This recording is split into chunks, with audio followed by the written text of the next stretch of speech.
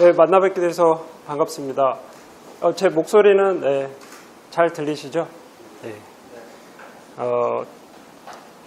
너무 앞에서 소개를 멋지게 해주셨는데 일단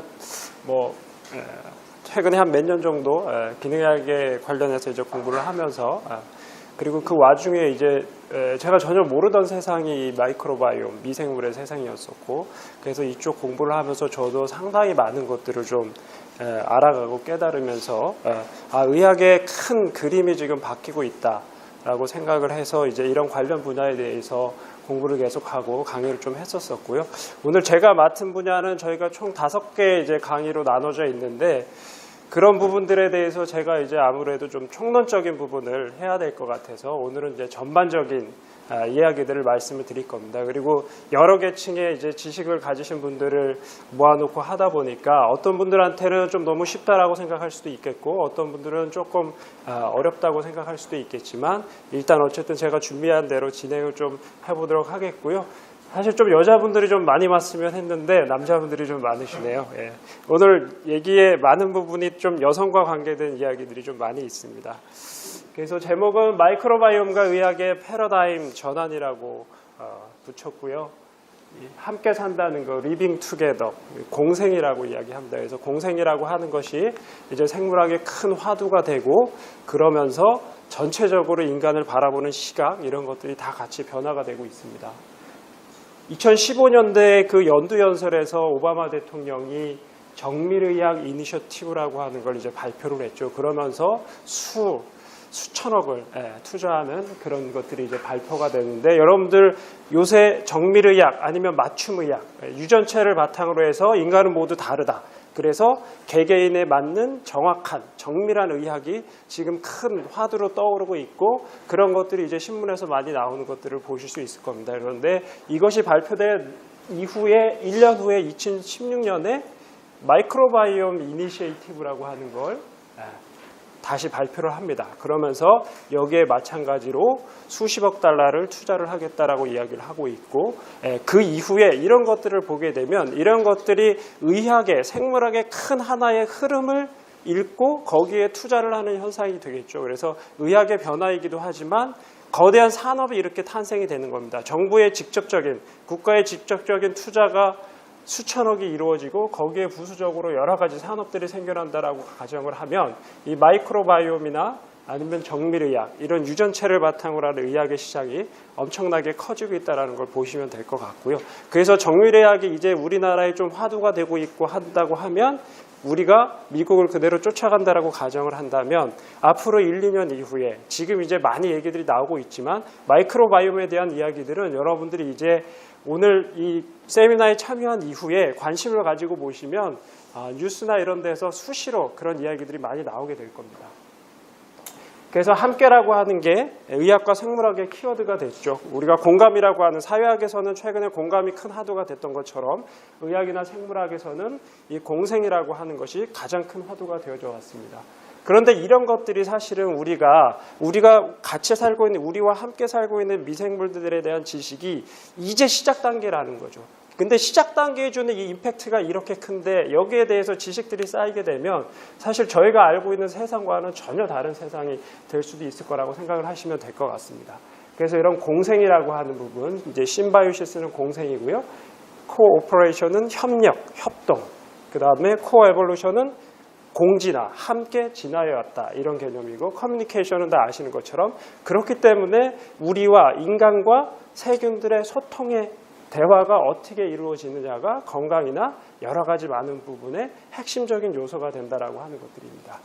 그래서 제가 의학이나 이런 생물학들을 공부하면서 나름대로 제 나름대로의 패러다임에 큰 전환이 있었던 것들을 말씀을 드리면, 아까 이게 제일 처음에 제목의 바탕화면 사진입니다. 여기 보시면 이 사진을 혹시 보신 분들이 있는지 모르겠는데, 여기 보시면 이렇게 점 하나가 보이죠.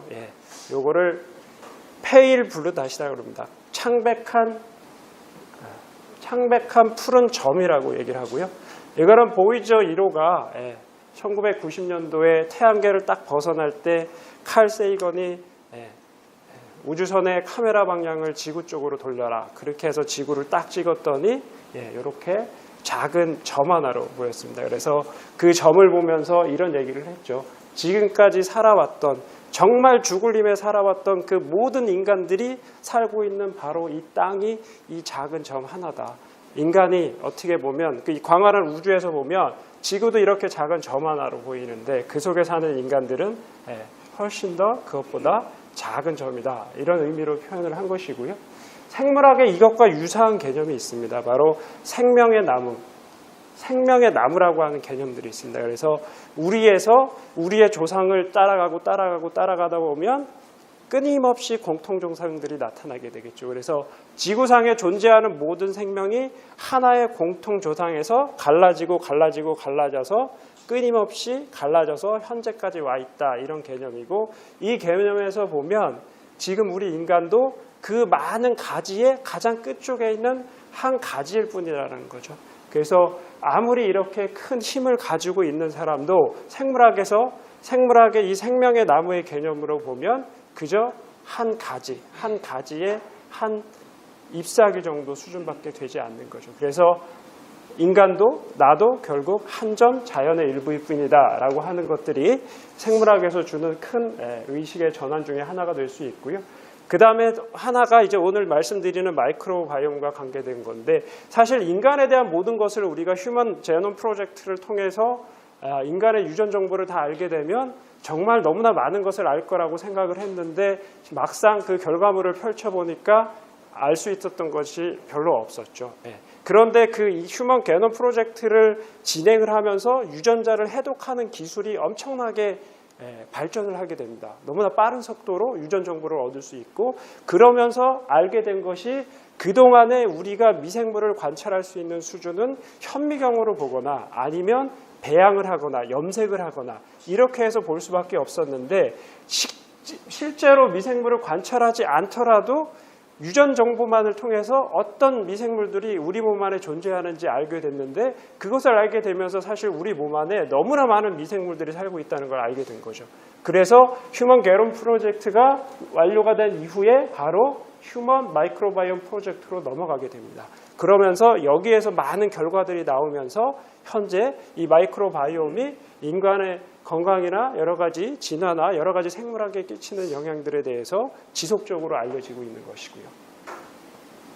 그래서 이런 것들의 결과를 보면 우리 몸이 너무나 많은 세균들, 너무나 많은 미생물들이 우리 몸에 같이 살고 있다라고 하는 것이고요. 그리고 그런 세균들이 아주 복잡한 소셜 네트워크를 이루고 있고 우리의 세포들과 이런 세균들이 끊임없이 서로 소통하고 있고 상호작용을 하고 있다라고 하는 것입니다.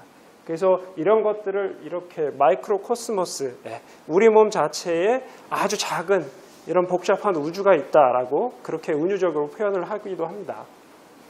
그래서 장에 대한 장이 중요하다, 장이 건강의 핵심이다라고 하는 얘기들은 다들 조금 들어보셨을 거고요. 그래서 최근에 이제 장에 대해서 알려진 사실들이 이제 이런 거죠. 장은 실제로 펼쳐보면 표면적은 테니스 코트 정도의 크기다라는 거죠. 왜냐하면 여러 층으로 계속 세분화되어져 있기 때문에 면적으로 따지면 이 정도 크기가 되고, 면역 세포의 면역 시스템의 70%가 장에 있기 때문에 우리가 중요하게 생각하는 면역력의 핵심이 장이다, 이런 얘기들이고요. 그 다음에 우리가 흔히 알고 있는 행복의 호르몬이라고, 행복의 신경전달 물질이라고 하는 세로토닌의 70%가 장에서 만들어진다. 이제 이런 사실들이 밝혀지면서 장이 중요하다라고 많이들 얘기를 했었습니다. 그런데 이런 마이크로바이옴에 대한 데이터들이 나오면서 실제로 우리 몸의 세균들이 우리 몸 전체를 이루고 있는 세포들, 보통 30조 개라고 얘기를 합니다. 그래서 그 30조 개의 세포들보다 우리 몸에 사는 세균들이 개체수로 따지면 10배나 많고, 그 다음에 DNA, 유전자의 개수로 따지면 우리가 가지고 있는 유전자가 2만 개가 조금 넘습니다. 그런데 세균들이 가지고 있는 유전자들을 총 합치면 실제로 100배에서 많게는 약 1000배 정도 우리 몸에 살고 있는 세균들의 유전자가. 그리고 우리 몸에 있는 세균들의 총 무게를 따지면 1kg에서 2kg 정도 됩니다. 여러분, 뇌의 무게가 1.3kg거든요. 세균들 무게를 총 따지면 우리가 가지고 있는 어떤 장기의 무게와 충분히 견줄만 하다. 그래서 개념 자체가 이렇게 장이 건강의 핵심이다 해서 장내 세균이 건강의 핵심이다라고 하는 쪽으로 개념들이 조금 변해가고 있다라고 생각을 하시면 될 것 같습니다. 그래서 이런 식으로 표현을 하죠. 우리는 인간이기보다 좀 더 세균에 가깝다. 그리고 은유적으로 이렇게 10% 인간이다. 왜냐하면 아까 말씀드렸던 것처럼 우리가 생명의 기본 단위가 세포지 않습니까? 그래서 세균들도 하나의 생명체입니다. 세포기 때문에. 그래서 우리 몸을 세포로 구분한다 그러면 우리는 10%밖에 안 되고 우리 몸에 사는 세균들이 90%를 차지하기 때문에 인간은 실제로 10% 인간이다라고 하는 이런 이제 책의 제목입니다. 그 90%는 우리가 미생물들로 이루어져 있다. 이렇게 생각을 하시면 될 것 같고요. 이분은 이제 림 마굴리스라고 되게 유명한 진화생물학자입니다. 이분이 이제 1987년도에 썼던 책이 마이크로 코스모스인데 평생 이제 미생물만 연구하셨던 분이고요. 여기 보면 도리언 세이건이라고 있는데 자기 아들하고 같이 쓴 책입니다. 아까 보여드렸던 그 페일 블루 다시라고 하는 사진을 찍은 사람이 유명한 우주학자인 칼 세이건이죠. 이 칼 세이건 아들입니다. 그래서 림 마굴리스는 마이크로 코스모스를 봤고 칼 세이건은 코스모스를 계속 봤죠. 그래서 둘이 사실은 결혼했다가 나중에 헤어지긴 했는데 이 아들입니다. 그래서 첫 번째 칼 세이건의 첫 번째 부인이 림 마굴리스라고 말씀드릴 수 있고요. 그래서 이제 이런 것들이 생물학의 기본적인 개념을 이제 바꿔놓고 있습니다. 그동안에는 우리가 이제 하나의 개체가 계속 끊임없이 변화하고 진화한다 이렇게 생각을 했었는데 그 개체가 사실은 항상 공생하는 세균들을 가지고 있더라. 그래서 우리 어떤 하나의 생명체가 미생물들과 함께 같이 진화한다라는 거죠. 서로 떨어져서 진화하는 게 아니라 옆에서도. 그래서 진화의 가지가 이런 식으로 같이 가게 된다. 그 끝에 인간이 있고 인간도 마찬가지로 그런 과정을 통해서 지금 현재까지 왔다라고 하는 것이고, 그런데 이런 것들이 서로 그냥 평행하게 서로 갔던 게 아니라 서로 너무나 이제 밀접하게 관계를 맺고 같이 지나가다 보니까 이제 서로가 합쳐져 버린 거죠. 완전히 같이 적응하고, 그 다음에 코디펜던시는 이제 서로가 서로를 상호 의존하는 존재가 됐기 때문에 하나가 없으면 하나가 죽을 수밖에 없는 그런 관계가 된 거죠. 그래서 이런 공생의 가장 큰 핵심적인 개념들은 공진화와 공동적응, 그 다음에 상호의존. 그래서 우리가 이제 마이크로바이옴이나 미생물을 중요하게 생각하는 이유는 우리가 그렇게 해서 지금까지 왔기 때문에 한쪽 축이 무너지면 우리도 결국은 흔들릴 수밖에 없다는 것이죠. 그래서 이제 그런 개념으로 생물학에서 인간을 정의하는, 아니면 생명체를 정의하는 개념이 조금 바뀌고 있습니다. 바로 홀로바이온트라고 하는 개념이죠. 전체로 봐야 된다. 그동안은 우리가 인간을 그냥 우리의 세포, 수정란 하나가 끊임없이 분열해서 만들어진 그 개체로만 인간을 봤다면 우리 안에 살고 있는 세균들이나 모든 미생물들도 사실은 우리와 독립적으로 존재하는 개체가 아니기 때문에 그 두 개를 다 합쳐서 하나의 생태학적인 싱글 에콜로직 유닛, 하나의 생태학적인 단위로 봐야 된다라고 하는 게 이제 이런 홀로바이온트라고 하는 개념입니다. 그래서 이거는 결국은 생물학에서 어떤 개체를 어떻게 정의할 거냐에 관한 기본적인 개념이기 때문에 엄청나게 큰 변화라고 생각을 하시면 되고요. 이런 개념이 정의가 되면 연구의 방향이나 모든 것들이 다 달라지게 되죠. 그래서 이거는 아직까지 확실하게 정립된 개념은 아닌데 어쨌든 최근에 이런 홀로바이온트에 대한 개념들이 계속 입증이 되고 있고, 그래서 이렇게 개체를 정의해야 한다라고 하는 이제 이야기들이 지속적으로 나오고 있습니다.